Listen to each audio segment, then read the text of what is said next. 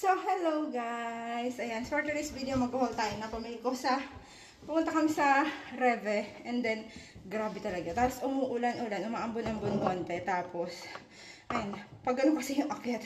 So, grabe talaga yung exercise ko dito guys. So, but anyway, papakita ko sa inyo kanina pamili ko. Bumili ako kasi, magluluto ako ng pancit, what is that called? Pancit sotanghon. Kasi may dala akong sotanghon galing Pilipinas. So, eto, gagawa ko ng pancit sotanghon ngayon. Yun yung aming dinner. So, pakita ko sa inyo kung ano napamay ko. So, una muna, junk food.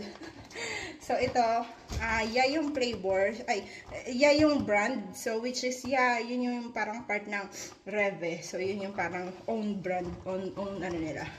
So, but anyway, this one, it's a Choco Kuse. So, ayan siya. Para siyang, ito, wafer or biscuit nasa bottom.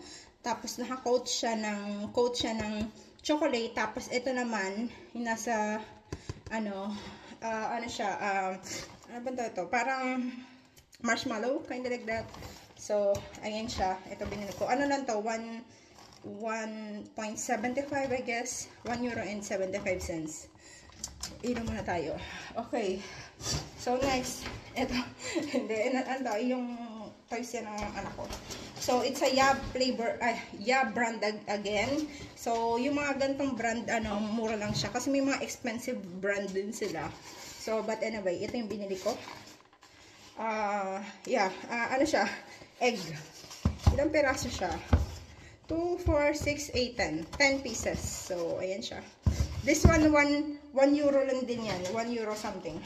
Kasi ito, bumili ako nito. Kasi ito talaga yung favorite ko. Itong Jacob's 3-in-1 caramel yung ano niya, flavor. So, ito, $1.75 I guess. Naka-seal din siya. Naka-seal to. So, it has 10 stick. Ayan, 10 na ganito. Para siyang 3-in-1 na, kape. And then, bumili ako ng red bell pepper. Isang peraso para sa pancit. And then, ito, parang naman din siyang cabbage. Iba lang yung form. Kasi meron silang cabbage doon, pero sobrang laki.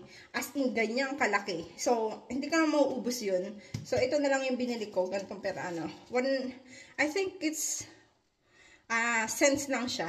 Ito. Tinimbang to.